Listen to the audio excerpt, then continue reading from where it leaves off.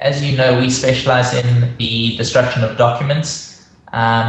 We do so to help our clients protect their privacy and comply with legislation. And we're basically part of the business services sector of the economy. Our clients are mostly the banks and insurance companies, and we perform a service for them. That's the easy one. I simply didn't have the patience or the discipline to sit behind a desk for more than 3 hours a day. So I was always on the lookout for opportunities that would allow me to do interesting things. I struggled to concentrate on one thing for longer than 5 minutes at a time. So I certainly didn't make the ideal employee.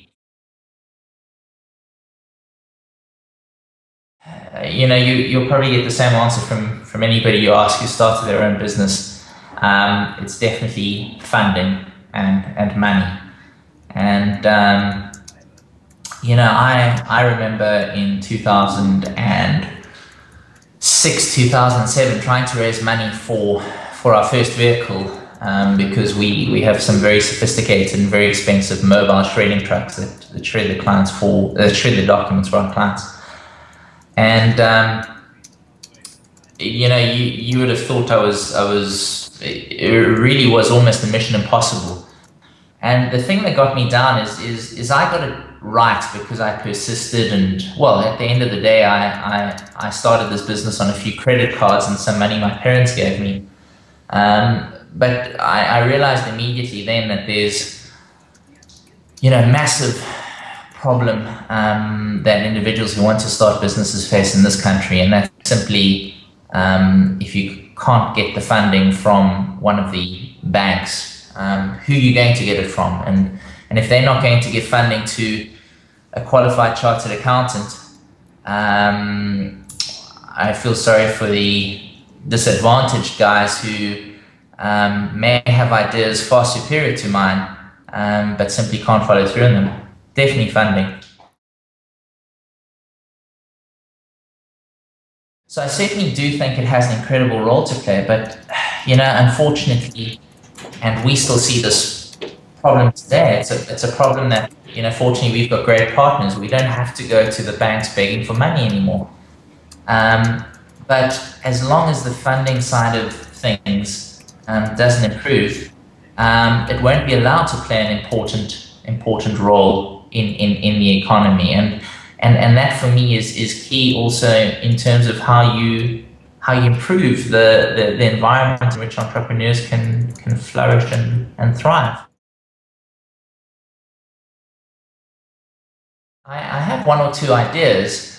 I mean, I don't see the difference. For example, if you go to a bank and you ask them for R1 million or 2 million rand, you know, you basically have to sign your life away to secure that.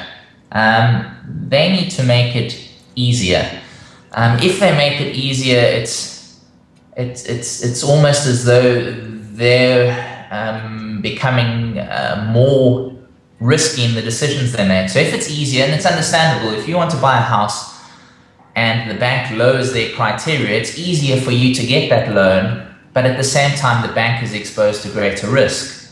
So obviously they don't, you know, make it readily available because they obviously have their own risk profile. But if you think that, you know, most of the banks in this country trade, if you look at the banking crises and the things that have happened, most of the banks in this country trade for their own account. So they engage in something that's called proprietary trading, and that's how a number of banks around the country and around the world make a large proportion of their profits. They take money that they have available, they invest it in shares on the stock market, in futures, some sexy derivatives. Sometimes it works, sometimes it doesn't work. Imagine if they had the same philosophy with businesses. Trading in businesses and giving them the opportunity to grow and develop, and obviously taking a stake in them afterwards.